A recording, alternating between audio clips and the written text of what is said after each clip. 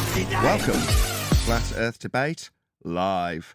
I'm your host, Nathan Oakley, and if you are new to this channel, or you've not done so already, how dare you, then be sure to subscribe. What's wrong with you? You should be subscribed already. Hit the bell notification icon and join button if you'd like to become a Nathan Oakley 1980 channel member and keep up to date with the Flat Earth Debate. If you would like to support the channel, there is a super chat that runs alongside each of these shows while they are live, and there's also a PayPal, Patreon, crypto and thanks button in the info box below the video. Most importantly, if you'd like to join the discussion, simply mute the page you are currently watching, then click the link in the info box below this video to join the panel and express your views on the nature of Earth. If you do join, please don't swear. If you do, you'll be ejected, and if you are, please don't try to rejoin the stream using sock accounts. You'll be warmly welcome back on the next stream. Please also share the show on social media. Sharing the show obviously increases the live audience, but this in turn increases the chances of a more diverse panel, so please share the show on Facebook and X. Now we are joined by Neil, Righteous Force, Eli, 10th Man, Refracted Curvature, Original D-Rose, and a whole bunch of people in Discord, so welcome one and all. Good morning. Good morning. Good morning. Yeah, what was that? What are we, in 1993 again? Is this a Bud commercial? Hell no. Let's not do that again. No, it's me, no moon. It's me, no moon. Good morning. Yeah. That is a terrible Indian accent. That's what I heard yesterday. Right, no racism when I listened to your thing. Right, it's a devout... It sounded like Johnny Five. Remember Johnny Five, that robot thing film? Sounded like that. Look, Johnny no Five. Racism. Thank you, please. thank you. No. Thank you. Let's less of that, please. Right, no. It's a devout Jewish Christian monk of the Order of India. You know, I find that very offensive. So let's not do that again. Anyway, any evidence of a physical geometric sphere-edge horizon, formerly known as the curve of the Earth? Not since 2020, 1st of January, with the Black Swan. Was the video that you wanted to cover, Squirrel, the one that we had up the whole time yesterday that we never actually pressed play on? Steering Mariners channel. Steering Mariners channel. If we don't get to it, I'll just review it. I was like, yeah, that's the attitude, to be perfectly honest. If you don't finally get to it, I'll do it myself. Well, yeah, that's kind of, although in a lot more negative tone, I said to the last guy, who was like, play this video. No, let's have the debate. Anyway, yeah, we will get to this today, and for that reason, I'm going to, share it out now, so that we definitely, at the very least, give him some algorithmic love, even if he doesn't necessarily have his stuff come up, because someone else joins, and we end up talking about dearth or something. Anyway, right. We'll have one more housekeeping question just to keep us on track for doing them regularly. Any evidence of the distance to the sun? You would need a radius of the Earth for that, but Black Swan 2020. Indeedy. You're also going to need an elevation iPhone. angle. Good. Go on, Jorge, then D-Rose. Go ahead. No, I'm just saying you're also going to need an elevation angle. It requires a flat plane for that. Indeed, that's a flat Earth proof right there, if you're looking at distances to the sun. Go ahead, D-Rose. I was gonna say, first, ain't you got to prove that it's a physical thing? And if you can't get there, then how the hell can you tell how far it is? I mean, with we haven't radar, even established what it is. Hold on a minute. I love you could that. do radar. You can do radar? Oh, okay. So when you're using radar and you're going to presumably get the signal back, how would you know when to look for the timings for when it will be returning back, so you can affirm your presuppositions of an R-based heliocentric model? How will you know where to look for those timings in terms of the return signal? Well, you use the incident angle of the radar, right? So you get that angle of return. Oh, sorry. I didn't realize you were taking this straight to all roads lead to a flat Earth. This is a new one. Okay, so what you're saying is, when you... Let's get the whole kit and caboodle in one statement. Let's see how concise I can keep this. When you assert that you can declare that you've got a 93 million mile sun because you have directed radar at the sun and got a return signal that's within the timing parameters of a presupposed heliocentric world with the scaling values at those timings that confirm Huygens' assumption of Venus at the same radial value as Earth with an assumed radial value that cannot be measured in a geometric manner, so that you can have your affirmation of the return angle timings for all that garbage I just mentioned off a flat Earth. Is that correct, John? Yeah, you would call it the plane of reference. For the return angle of radar, in this instance, affirming distance to the sun. John, I could kiss you. You're fantastic, mate. You're brilliant. Isn't that wonderful?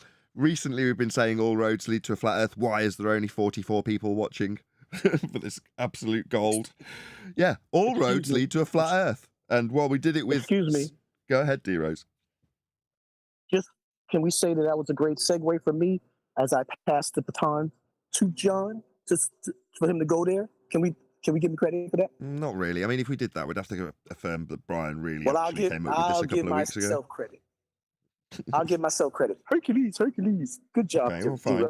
We'll credit you for passing the baton. Now you've got to credit Brian for coming up with it 2 weeks earlier. Amen. Thank you, Brian. Okay, never mind. Yes, thank you, Brian. But in all seriousness, yes, John, you're really getting good at this.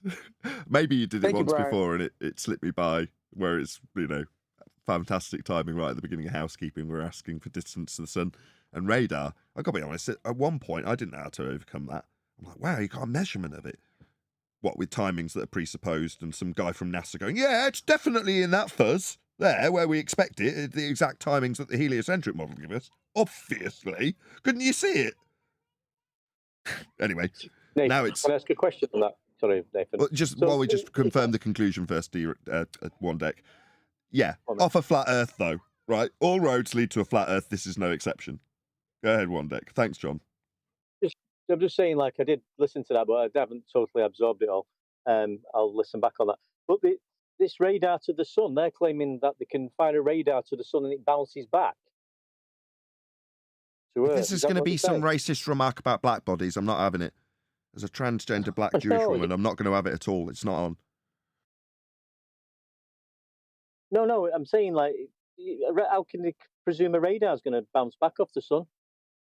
What is the sun? Yeah, but regardless of that, you need to have a baseline for your starting point and ending point, which is the flat plane. Right. That's the main... right, you say it's 93 million miles away. That's how you measured it. Oh, right, off a flat plane. Just concede this crap. I love shortcuts like this. That's why I'm smiling from ear to ear, right, John? All I see in this, because I'm bloody lazy, is a shortcut. That's what this is. So you could just give them all of it, right, John? You're the master of just saying, how can you give every last aspect of their argument to them without any concern? And this is one of those instances. What's that? You can measure the distances with radar. Wow. Tell me all about it. Give me the methodology. How does the angle work? Oh, right, off a flat plane. Epic. Orbital mechanics are the same way. They do the same thing with it. One more time. It's the same with orbital mechanics, did you say? Yeah. When they do their Huygens assertion, all that, they're using the celestial sphere and the plane. Oh God, that's a bit much to. I've got to shoehorn in that while Huygens is making the assumption of Venus and taking Kepler's third law to give them the scaling values, that he's also derived off a flat plane. I suppose it's not that difficult to shoehorn in. Also, another road within the road that leads to a flat Earth. Oh, I love it. This roadmap leading to a flat Earth is getting bigger and bigger all the time. Same with the return angle signal for molten iron core. Hello. Yeah, the P waves and S waves require a flat plane to. Yeah. Yep. Flat Earth needed. So let them tell you all about P waves and S waves. Get them to detail the methodology of the return angle. Angle? What's the baseline? Oh, right, flat Earth. Oh, that's good for proving a flat Earth, eh? Okay, should we do this video? Who did join, by the way? Welcome, whoever just joined. I wasn't paying attention.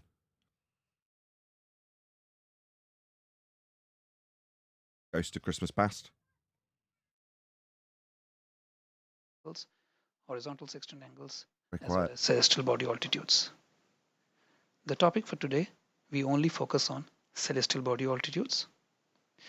Taking a celestial body altitude is very similar to taking a vertical sextant angle. Is everybody okay with the Spanish accent? We're Is that all. new moon? I don't know, it's New Moon No, it's Spanish. fine. He's not Spanish. Okay, right. So we're going to share his video again. Again, give this guy some love and let him know. At Nathan Oakley 1980 sent me. So, oh God, someone's off mute, squelching down their mic. Who's that? No one's going to admit. Thank you, whoever that was. Let him know. At Nathan Oakley 1980 sent me, and leave him a nice comment. Hopefully, it'll help him algorithmically. The idea being very selfish that we want the algorithmic love to return our way should he respond. And say, actually, no. Every angle I detail in this video is actually coming from a curved surface. Don't you understand? Curved adjacent? We'll see. I don't know what his response would be. I can't remember this video, although I have given it a thumbs up already. So yeah, let him know. Hopefully he'll do the same in return. A celestial body altitude actually measures the angle between the celestial body and the horizon. That's it. We're done. Back it up. We win. Earth's flat. That's it. What? Do we need any more? Was it squirrel? Done. 32 seconds into the video. Don't need anything else. I mean, we're not going to stop there. but that's it. We win. That's it. That's all we need. Well, right here is where all these anti-flat earthers come and sextant deniers come and say, oh, you don't need the horizon to get the angle. You could use a bubble section. You could use an eye-line horizon using a spirit level. Yeah, we're talking about the Mariner sextant, which has a horizon mirror. And this gentleman is explaining you need the horizon. So they think they're clever by going to a bubble sextant that gives you the same thing that the Mariner sextant does after all the deductions to make it a right angle. I mean, it's such a stupid way to come into this platform since we know how a sextant works. Who are they talking about? Nobody's Indian. Chat's going mad saying, sounds Indian. Who? He No, is. 10th sounds perfectly American to me. I don't know what they're talking about. No, Anyway. the steering Mariner. It's very similar to that of Whatever. a lighthouse when we measure the angle between the lighthouse and the horizon. If we take the top of the... So maybe I need to change up. Wow. Oh my God. and the angle that it makes with the sea level. The principle of a sextant is that whenever we measure an angle, we measure... Okay, I heard the first time. I'm just not that quick on my mouse button. The show's kind of crazy today, but you need to rewind that last 2-3 seconds. The angle with the sea level. Take the top of the lighthouse and the angle that it makes with the sea level. Pause that picture. He's shooting from a boat to lighthouse on the cliff, and he's using sea level. He's not seeing the horizon where the sky meets the ground. He's seeing the shoreline to the beach, then the cliff, then the lighthouse. He's got a right angle triangle there. So, it's kind of the same thing when you point to the horizon then, isn't it? Do you see what I'm saying? Yes. The principle of a sextant is that whenever we measure an angle, we measure it at sea level so that the angles can be used to plot the ship's position or the observer's position on the surface of the Earth. Sea level, surface of Earth, Earth's flat, it's on screen. This is how it's done.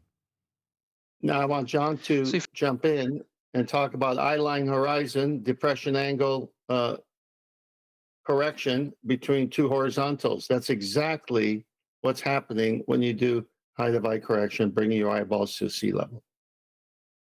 Yeah, I'll use their language, though, so they can understand it.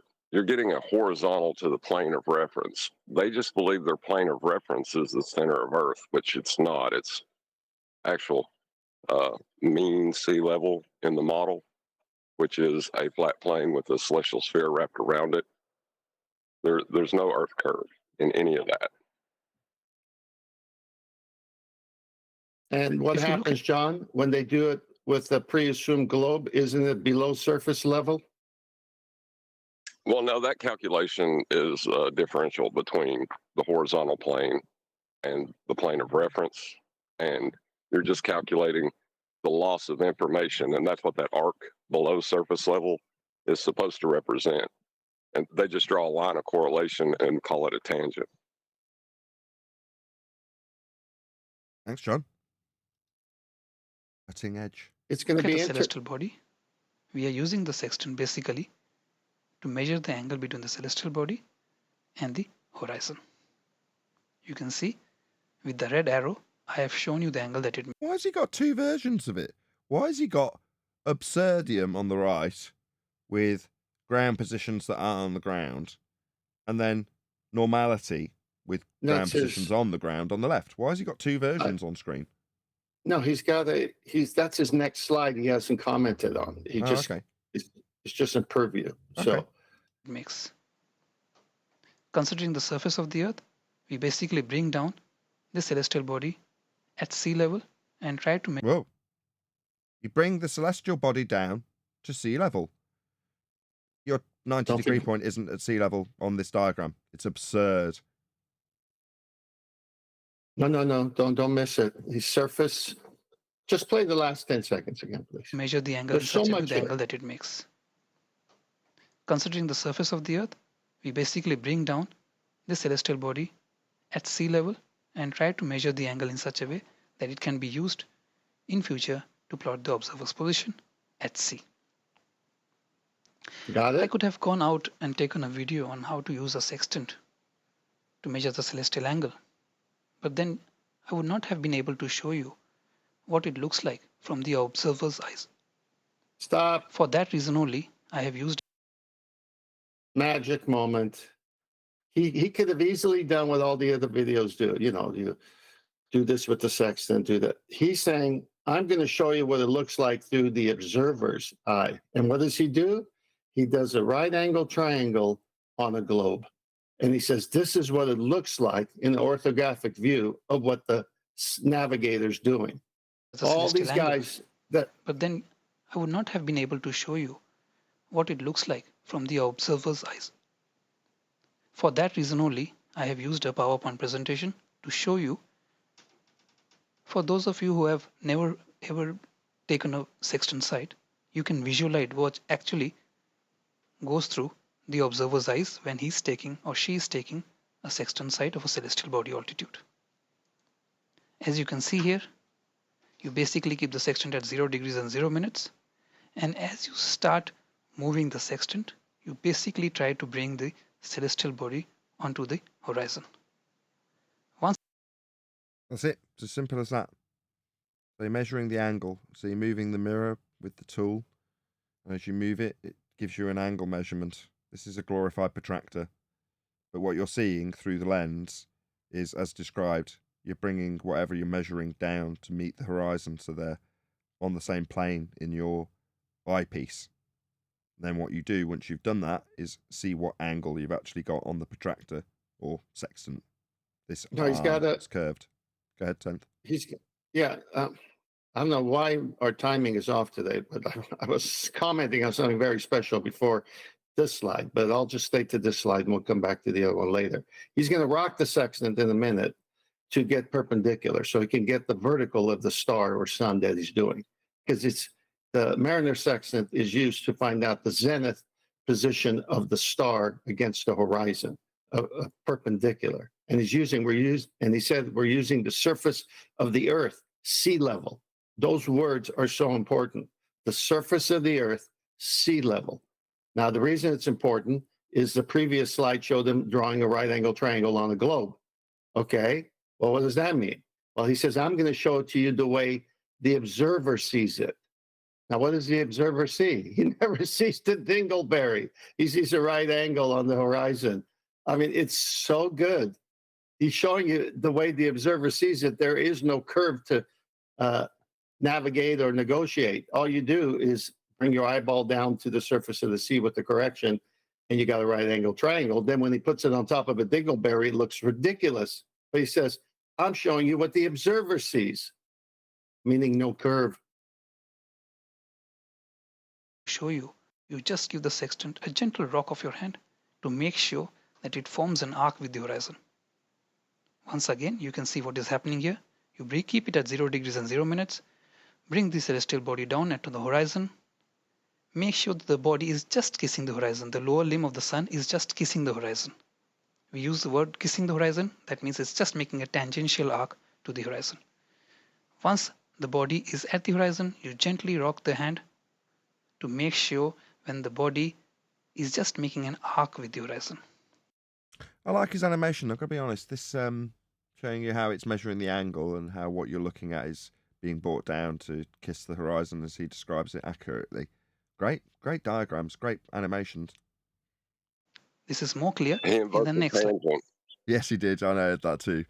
He said it was a tangent, but what he's describing is the circle of the sun touching the horizon. Now, I don't mind that being called a tangent. He's invoking something when he says that. You're right. But at this point, I didn't deem it worthy to comment on necessarily, but you have now, so what the hell? Yeah, what tangent? What are you talking about? Just because it's the sun touching the horizon, you're going to call it tangent too? No, you're just getting the item you're measuring to meet the horizon because those two lines are going to give you an angle on the tool. It's nothing to do with tangency. But there we go. You're right. As you can see, once it is near the horizon, you bring it lower enough just for it to gently touch the horizon and not clearly go below the horizon.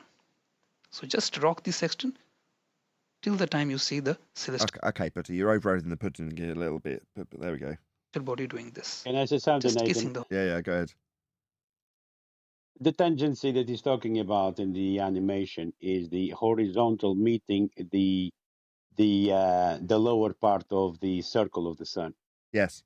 So correct. you are measuring to that tangent part. Yes, correct. That point where those two meet. Yeah, if you're going to give it a description to say that you're only ever going to get the sun to literally just kiss, a word to describe that would be the point of tangency, where you've got literally just a single point touching the line of the horizon. So in one respect, you go, oh, we're kind of majoring on the minors if we focus on that too much. Now we've had two people talk on it, me comment on it twice, but that's good. That's good. I was going to brush by it. We focused on it indefinitely. It's good. It's good. 93 people watching. Thank you for sharing the show. Those of you who come regularly and share it immediately, that's the only reason we're edging our way up to 100 people watching.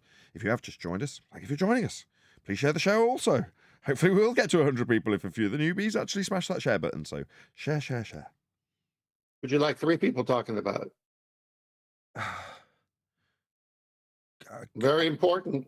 What John... the tangent bit. Yeah. Why do you think they rock it? Again, you got to ask the question, why are they rocking it to get the lower limb of the sun to barely kiss the Earth's surface there? They're rocking it to get a perpendicular, a 90, the 90 of the sun. People aren't thinking the purpose of this is twofold, because you're going to have to subtract from 90 to get your zenith, which is the co-altitude, because you don't have a plumb bob. So how are you going to find out your zenith, where you are in the ocean? You turn that into lyrics, D-Rose? They're rocking it to get a perpendicular. Something like that. Wow, what a day. The horizon. Once you see this happening, this is the time you note down the sextant angle in degrees, minutes, or in seconds, and note down the time of observation. Just a few precautions before I end the video for today. Make sure that all your sextant errors are corrected so that there are no additional errors in it. You should be aware of your index error and include it in your calculations. Don't overdo the shades on the sextant.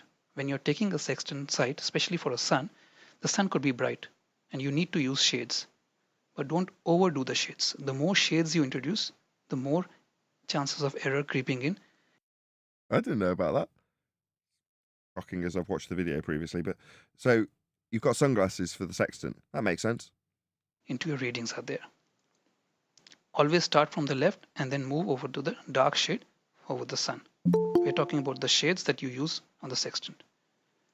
And finally, bring down the celestial body slowly and eventually, evenly, Take your time and make sure that you get an accurate position for the observer on the ship.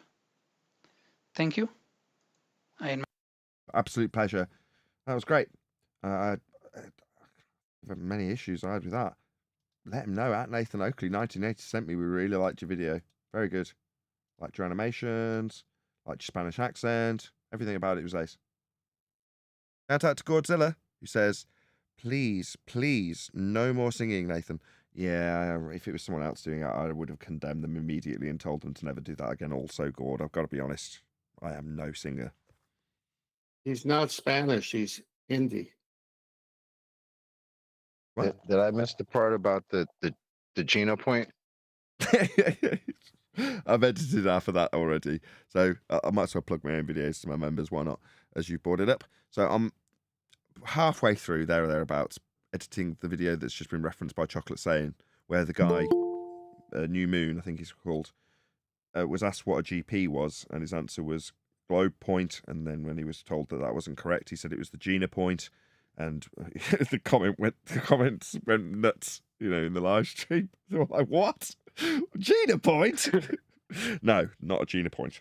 Anyway, that's halfway through being done, but it's part of 3 because the guy came with 3, I kid you not, of arguments that had already been put to me by Jeran. And he, you know, was quite happy to profess the fact that he was putting these arguments on Jeran's behalf, in quotes. He wasn't like Witsit, or, you know, when he's here representing Dave Weiss, and you're happy to take it as read that he's speaking for Dave Weiss when he says he's speaking for Dave Weiss. They're very close friends. They talk often. Yeah, when Witsit, he might seem me being derogatory to Witsit, but by the same token, you have to understand there's a certain degree of respect also being offered, while I kind of demean the fact that Witsit does have the right to come here and say, yeah, I can speak for Dave Weiss.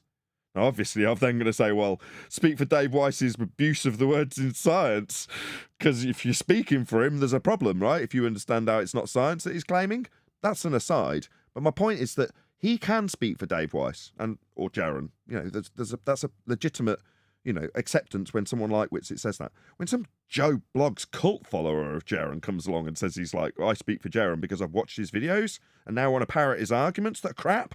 No, you don't get to do that. That's not fair on me. It's not fair on the audience. It's certainly not fair on Jeran, especially as this guy's never even spoken to him. So, you know, there's a distinction. Anyway, I'm getting way off track here. That's the third in a series of... I'm nearly done. I'm nearly done. Nearly done. What if I have a proof of a downward bias? Thank you for that. So that's... No, he's just using Jeran as a citation for his argument. That's what he's Perhaps. Doing. Either way. He's making the argument, not Jeran. It's him that's got to accept the losses when he didn't, and it's him that's being held to task. Now, I'm doing it in Jeran's name because he's brought it up. When he reverts to, well, Jeran said this, it's like, no, you're not going to do that. I'm going to blame Jeran for your failure, in spite of it being Jeran's argument you're parroting. I'll use that against you, not the other way around. Anyway, the point is that's a part 3 in a 3-part series. 2 and 1 are already released to members.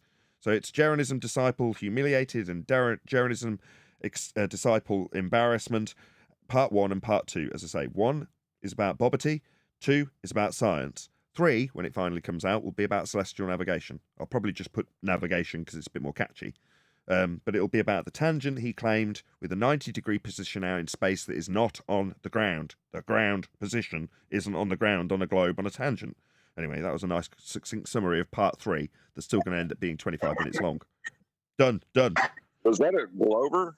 Was that a Glover making the argument that the Earth is a sphere? No. So in the pre-show, Yes, it was a Neil Glover. said he was worried that I was going to have a heart attack yesterday. No, I've just got genuine aspiration, as opposed to, and I'm happy to admit to this, most of the time, if I'm honest, I'll ham up my perceived exasperation to over-egg the pudding, to make a point more clear, you know, for dramatic effect. Whereas yesterday was different. I was genuinely exasperated, as I am now, just thinking about it, if I'm honest, because you're suddenly in the realization that what you're doing is fighting a globe argument with someone who's come to tell you that they are actually a Jeranism fan, a flat earther, but here to fight how Jeran says this does work on a globe. That's a sad, sad day. And I'm realizing it while I'm arguing with the guy. Well, you can hear that in my voice. And I did disclaim that after the fact. I'm like, no, that was genuine exasperation. Because I can't quite believe what's bloody happening. Can't believe there's someone coming because they've heard Jeran make an argument for how tangents do work on a globe, and then they're fighting it basically on his behalf because they've heard it from him. And you're like, you're a flat earther. What's going on? I don't understand that. Why was he making an argument that Earth is curving if he's a flat earther? I still can't understand that. I can't understand it either. I mean, my exasperation led me to say, look, unsubscribe from Jeran. He's not a flat earther. If his arguments that are out there are being put to us in his name to fight for the globe, like at that point, this guy becomes the enemy. Literally. Jerans an anti-flat earther now, and so is everybody that follows him. Well, that's sad, isn't it? There's me appealing to him. I'm thinking next 6 months from now, the dust will settle and I can go back to him and say, look, you really do need to understand how hypothesis construction offers empirical evidence if the methods perform properly with the actualization of that hypothesis. That would be an experiment. That's science. It proves things. 6 months from now, that's my aspiration. Okay. Is that going to be the case if he's our enemy? He's sending people here to defend the globe? And how the tangent works? It doesn't. That's part 3 of the video. You'll get it next week if you're a member of the public. Otherwise, become a member. There's a button right there. Just press it. Couple of bucks. Anyway, you can see part 1 and 2 if you're a member. But yeah, it defies belief. I can't quite believe my ears. Jeran sending people here to fight for the globe. That's in essence what's happening. No, he's not directly told the guy, go and fight for the globe. He's just put a globe argument that he got from Toon out there for his audience to hear, and they've parroted it to us. That's a sad, sad, sad situation. It's a sad... No, I won't. Yeah, I can't wrap my head around it yet. I'm trying to. You got to listen to the show, and you'll hear it. It'll blow your mind. Your moment, Neil. Hold on. Why is it sad? Hold on. Neil doesn't often get a time in the show where he's interjected and been shut down 60, 70 times on this. Told not to give his colour commentary. Told to not give his opinion on people's motivation. Sometimes you do actually see that. There can't be any other conclusion. Jeran has literally disseminated an argument that's come to us via one of his fans for a globe. You were right, Neil. I have to eat humble pie. You've been nagging at me and I've been demeaning you over this argument you've put forth to us. Now, all the legitimacy for not arguing that particular point, appealing to motivation, I'm not rescinding and not taking that back. But your overarching point that you were trying to make and trying to get across to me was right. And that I did put down also. But you were right. So I'm just going to say that right here, right now, when you were urging us alongside QE to do something about it.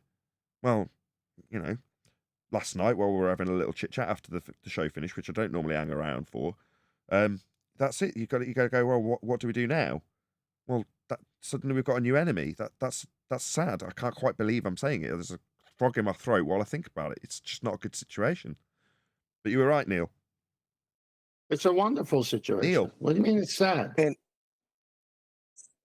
that's not wonderful. Just gathering it. You're wonderful. He's gathering it all into You're telling me it's wonderful that someone with over 100,000 subscribers, professing to be a flat earther, is putting out arguments that get echoed for a globe. You think that's good? Yeah. I think that's awful. Yeah, I'll tell you why. Because the 160,000 subscribers could have their eyes open.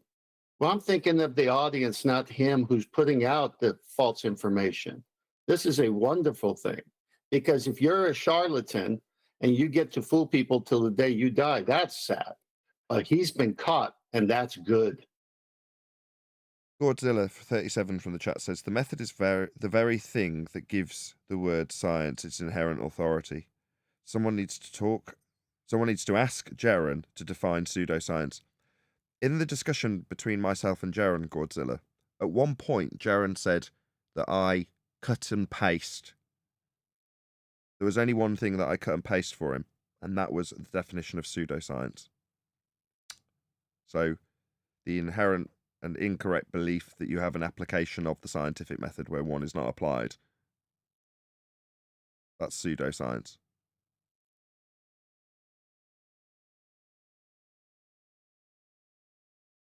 I'll admit that I have to echo the sentiment. This is one of the few times I don't agree with 10th. I don't think it's a good thing that this guy who's got all these subs, is running out there giving these people this sort of an argument. Because what the hell? You've been a sub of this flat earther for 6-7 years, and what you're arming your audience with is allowing all types of begging the question fallacies and and ridiculous arguments, and that's what you're giving your subs to go out into the world with. That's crazy to me. Right. But Chocolate, in what you just said is the good news that we call them out so that those subs could see that these are begging the question, scamming type that he said we do, but he's doing.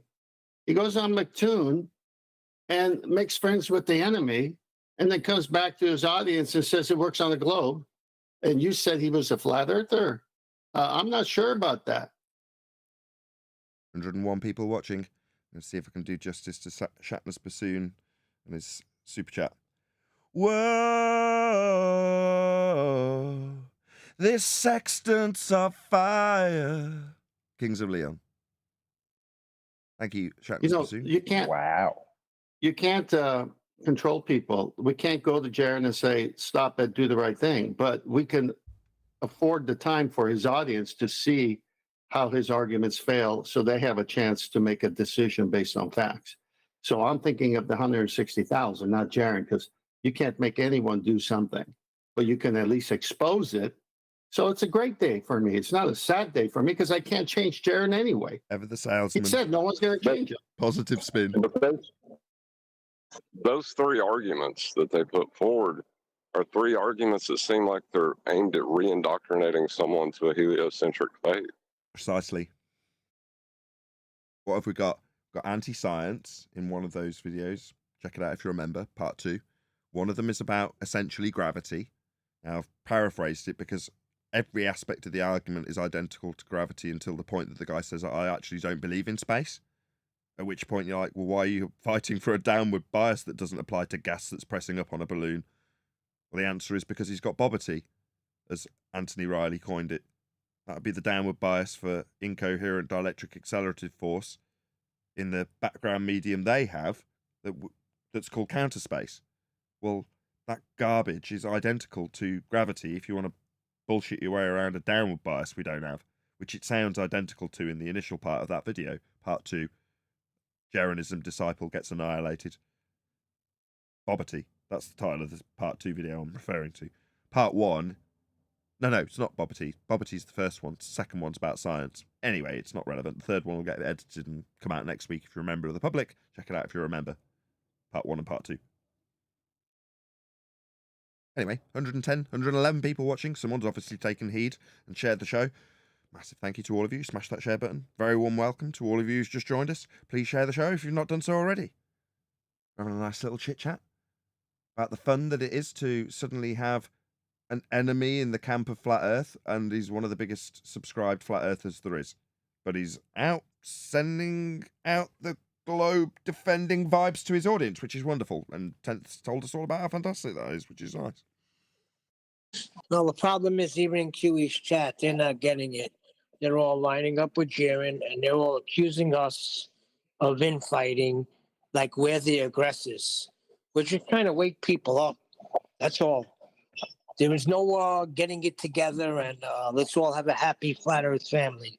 Not with this crew. Well, as I remember it, we never sought this out. I don't think we ever did. Anybody go to them?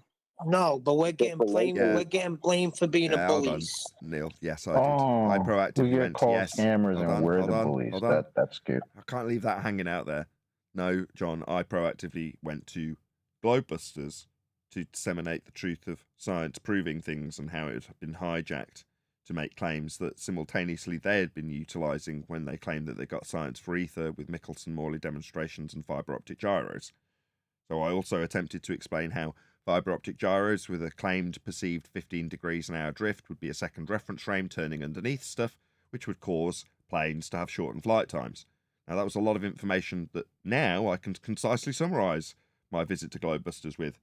Back then, it took 45 minutes, a lot of interruption, a lot of irritation from Bob particularly, because he didn't want to relinquish the magic trick that is saying you've got science when you haven't got any proof for anything. The exact same magic trick that was used to con us with non-proof, non-scientific method-based claims of proof with hypothesis, science, theory, all that crap. So, no, it didn't go well when I proactively approached them, John, just to clarify, because you asked. So this is all, but this is all pretty much derivative from that then, isn't it? Yes. So when Banter suggested that Jerans' deep-held aggression towards me might be as a direct consequence of the stress induced in Bob, which may have, according to Cammy when she spoke to me, been a contributing factor to his death.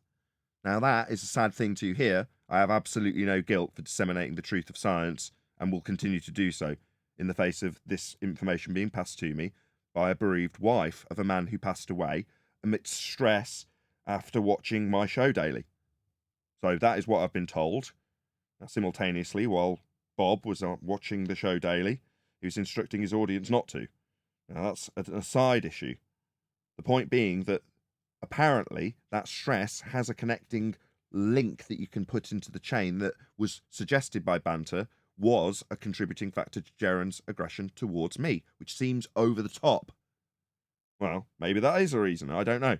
If it is, if you want to blame me for Bob dying because I pointed out that he's not using the scientific method when claiming he's got proof, which would be afforded to him if he had used the scientific method, then I'm not going to have any guilt or sleepless nights over that.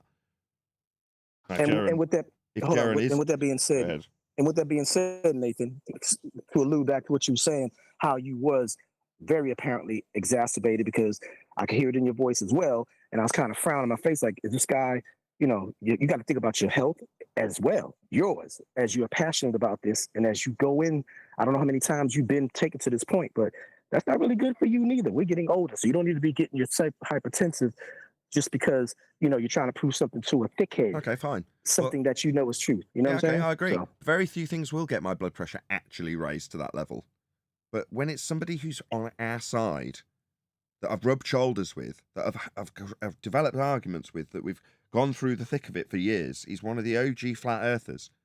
He's been around longer than I have in this subject. Not much longer, but longer. So therefore, at that point, you go, wow, after 8 years, I'm having to say your Jeran argument for the globe doesn't work because X. Those words should never be crossing my lips. Is it not justified that I'm exasperated about that? Is that not justified? Don't concern yourself with my health. I'm fine. You don't. But by the same token, can you understand my exasperation over it? Your purpose in going there was not to exasperate Bob. It had more to do with the Netflix movie that was released, wasn't it? I wanted to do some damage control. Yeah. Well, I wanted to give a consolation prize. Okay. What you did for Netflix was essentially providing a affirming the consequent formal logical fallacy with a false dichotomy. When it failed, in terms of the affirming the consequent you were hoping it would prove, they formulated the exact same affirming the consequent for a globe rather than for a flat Earth pro-outcome that didn't give the drift. Okay, well, what Bob reacted that with, fine, was to say, no, the drift I did see that we weren't supposed to, because it was supposed to be proving we weren't spinning, was actually ether drift. Okay, so now we're in a false dichotomy between Earth turning and ether drift, with an affirming the consequent from a man-made device. Okay, no phenomena, nothing, not science, being claimed to be. That's the problem here I had to face. Obviously, if you're asserting that and defending yourself with ether drift rather than the 15 degrees an hour that you've shown, I wanted to point out that 15 degrees an hour, take it as read.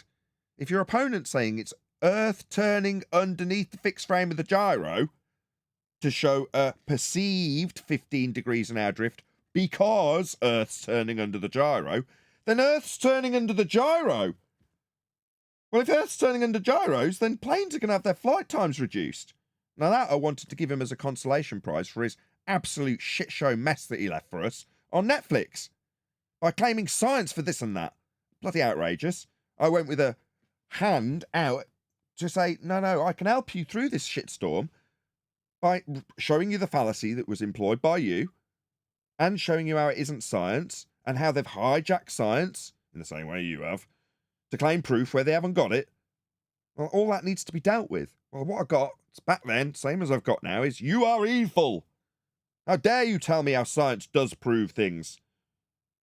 I need to claim it proves this. Oh, okay, well, it doesn't. Sorry. What it does do is give them the opportunity to say that Earth's turning underneath your gyro. Really nails down their claim where we've struggled.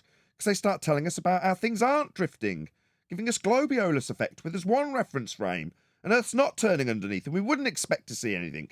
It's like now we've got something from you that the Globers are prepared to stand by, where they say, look, 15 degrees an hour drift as Earth turns under the gyro.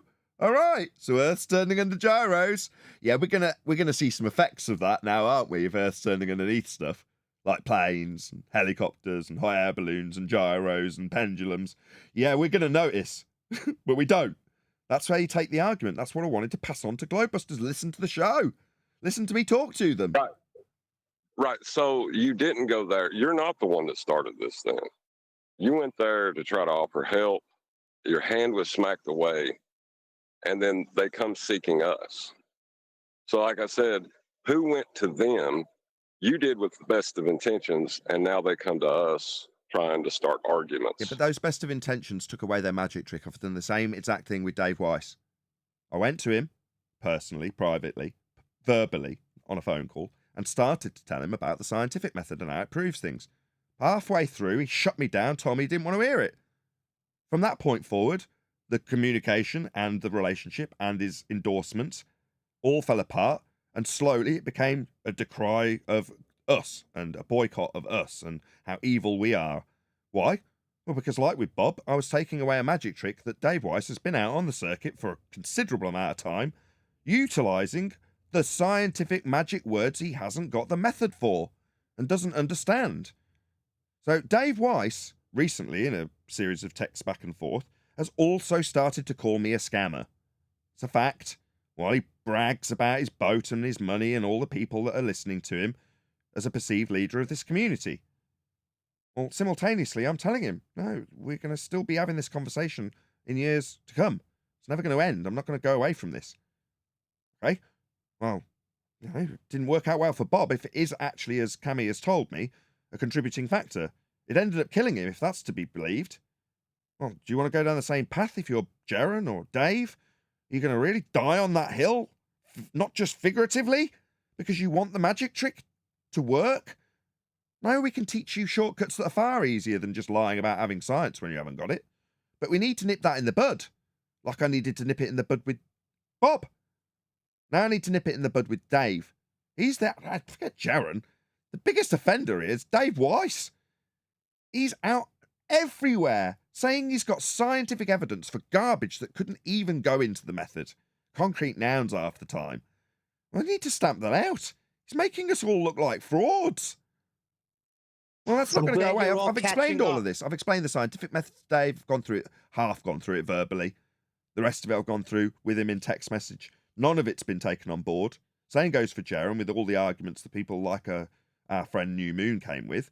He came to say, why haven't you argued this point about the tangent on a globe when you're in front of Jeran? It's like, well, for the same reasons I told Jeran in our message exchange. I wanted to focus on hypothesis construction because he's calling me a scammer for saying science proves. So I'm going to focus on that.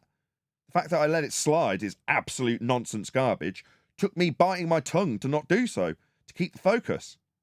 Now you're here doing it for him because you think he's right now because I didn't focus on it. Okay, well, let's rip that shit to shreds. Part 3 of my video will be out soon. I'm done. Shout out to Elvis Kafovic, sorry.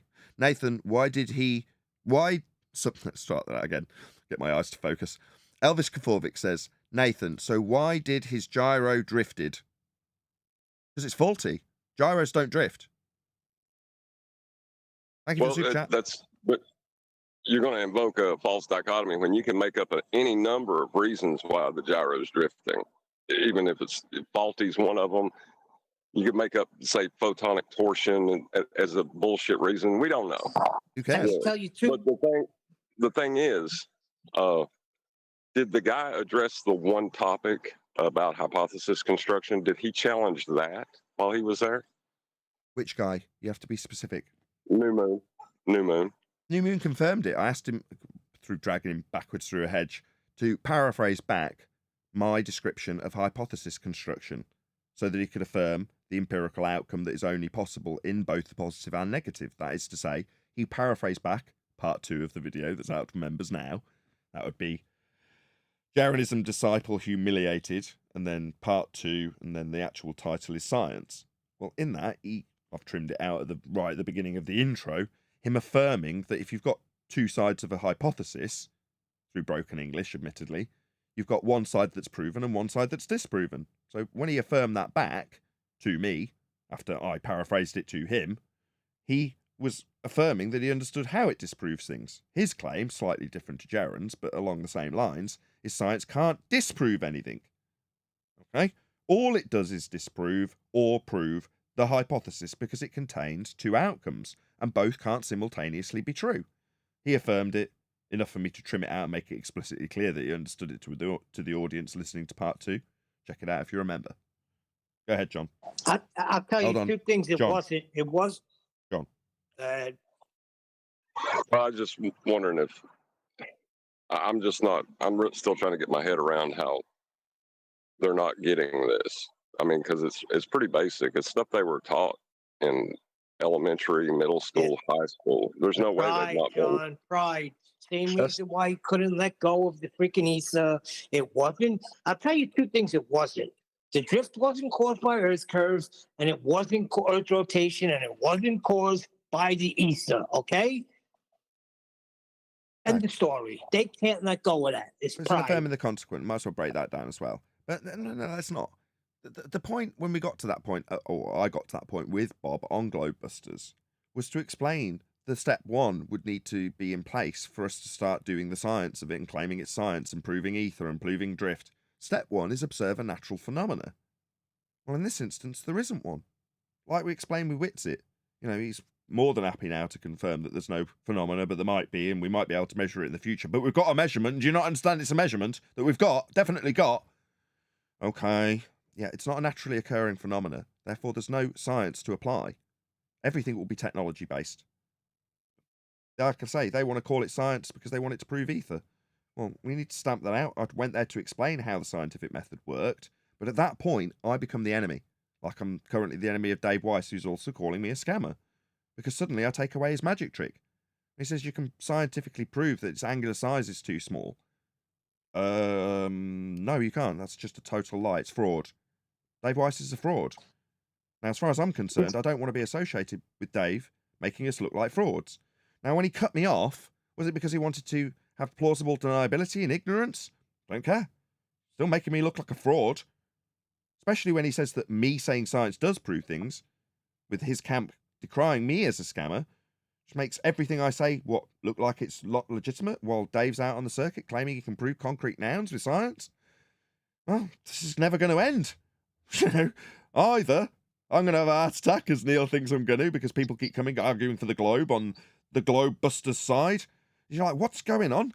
Or Dave will actually grow a pair of balls, come here and be educated in science so he stops scamming people and making us all look like fraudsters.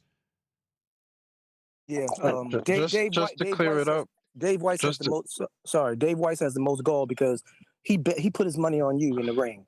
He put his money on you on the ring, and for him to do this, he's incentivized some type of other kind of way. Because for him to put money on you to gain money, which I think it was, because it couldn't have been to prove his point. Because if he would have went with this same rhetoric he's doing now, he would have been shredded alive by someone more keen than him on the globe side, or even on Jerans' side, who's an anti-flat earther that's like you, an anti-global like you, or a flat earther like you that would have came at him, they could have taken those Bitcoins because of his fallacy claims. That's what makes me sick about the most about Dave Weiss, because I liked him at one time. Well, don't be. He's still got the same exact catch as he always had. He's still got the same lovable personality, and he's good at communicating. He's got a lot of positive attributes, right? It's like Jeran. So, no, I haven't had people come here fighting for the globe on Dave's behalf with Dave's name. Hold on, I'm nearly done. And I'm still going to do the exact same thing. I've still got the same attitude towards Dave. I've told him so. This isn't going away. I am going to educate you in science, whether you like it or not.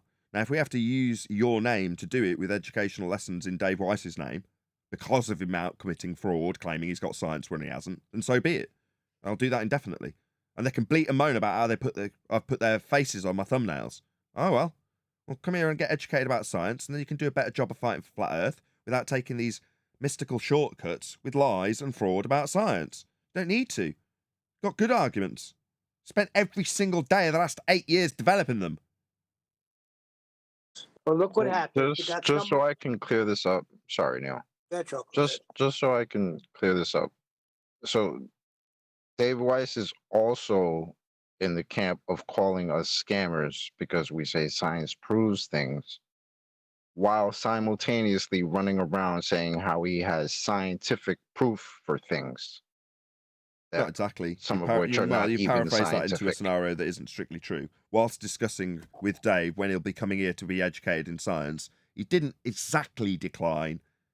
You know, when he told me he's got better things to do and he's on his boat. You know, he wasn't exactly declining, very, very wheezily. But ultimately, during an invitation to be educated on science, he called me a scammer. Not you, me. When he says you, it's us. Okay, and look what's happening now. Now you got people declaring that Ether is God, Aether to Ether, and they're trying to correlate it with God. This needs to be stamped out continuously. I'm trying to understand how. All due respect, man, but I'm trying to understand how these people don't see the doublespeak.